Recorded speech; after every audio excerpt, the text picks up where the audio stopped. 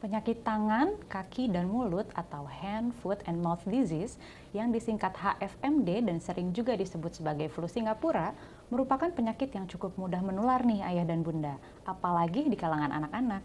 Maka untuk mewaspadainya, di video ini saya akan bahas lebih lanjut terkait penyakit tangan, kaki, dan mulut. So, keep on watching ya!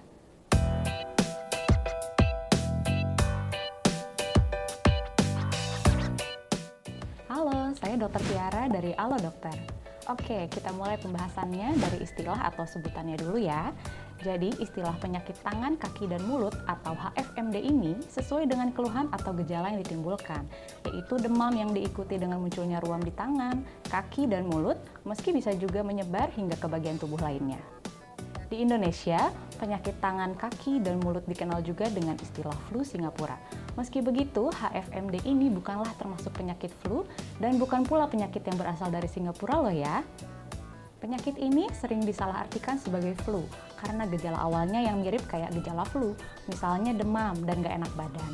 Terus karena sempat mewabah di Singapura, jadi deh disebut-sebut flu Singapura. Padahal nyatanya virus penyebab penyakit tangan, kaki, dan mulut berasal dari kelompok yang berbeda dengan virus penyebab flu. Jadi selanjutnya di video ini akan saya sebut HFMD aja ya. Secara umum, penyakit ini memang lebih sering dialami oleh anak-anak yang berusia di bawah 5 tahun. Tapi nggak menutup kemungkinan orang dewasa juga bisa ngalami loh. Soalnya HFMD ini penularannya mudah banget. Udah gitu gejala atau keluhan yang muncul meski awalnya kayak biasa-biasa aja, tapi nantinya bisa terasa nggak nyaman bahkan mengganggu. Apalagi kalau penderitanya nggak dirawat dengan baik. Jadi ya baiknya jangan disepelekan ya. Sebelum saya bahas lebih dalam soal penyakit tangan, kaki, dan mulut ini, saya mau kasih tahu info penting dulu nih ke bunda dan ayah. Kalau bunda dan ayah mau tanya-tanya langsung ke dokter soal penyakit tangan, kaki, dan mulut atau masalah kesehatan anak lainnya, yuk cobain layanan telemedicine chat bersama dokter di aplikasi Alo Dokter. Di aplikasi ini pilihan dokternya banyak loh, mulai dari dokter umum, dokter anak, sampai psikolog juga ada.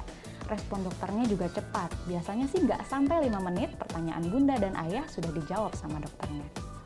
Terus nih, kalau dari sesi konsultasi ternyata si kecil perlu pemeriksaan lebih lanjut, dokter Alo Dokter juga bisa bantu arahin bunda dan ayah untuk buat janji ke klinik atau rumah sakit terdekat dari rumah saat itu juga.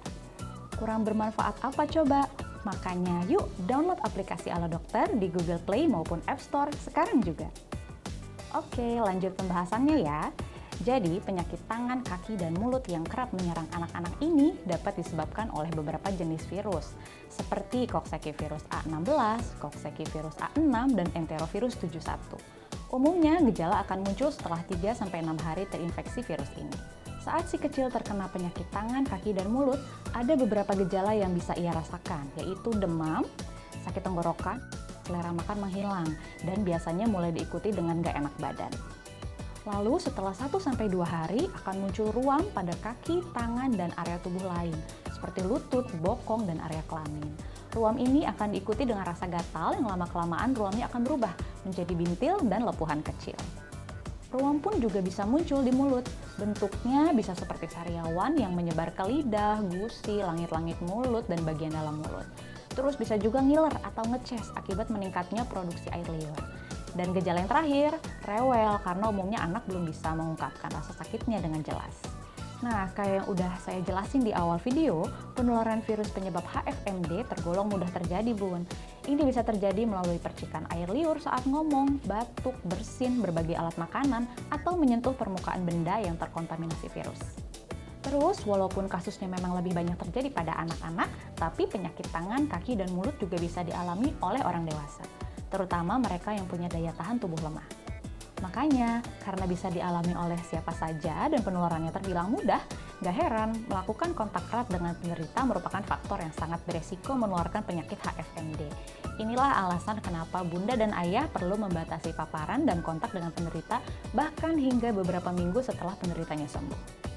Gak cuma itu loh, agar terhindar dari penyakit tangan, kaki, dan mulut, bunda dan ayah juga perlu nih menjelaskan ke si kecil sekaligus memberikan contoh gimana sih cara menjaga kebersihan diri yang benar, termasuk menerapkan kebiasaan selalu cuci tangan sebelum dan sesudah makan, serta setelah memakai fasilitas umum seperti toilet.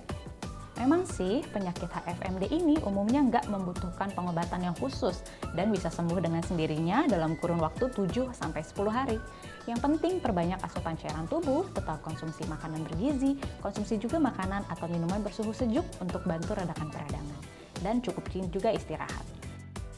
Bisa juga didukung dengan obat-obatan dan vitamin sesuai dengan anjuran dokter untuk bantu redakan keluhan dan mempercepat pemulihan. So, kalau si kecil maupun bunda dan ayah menunjukkan gejala-gejala yang tadi saya jelaskan, ada baiknya untuk diperiksakan dulu ke dokter, supaya bisa mendapat penanganan yang tepat sesuai dengan kondisi yang dialami. Oke deh, kayaknya sampai sini dulu informasi yang bisa saya sampaikan kali ini.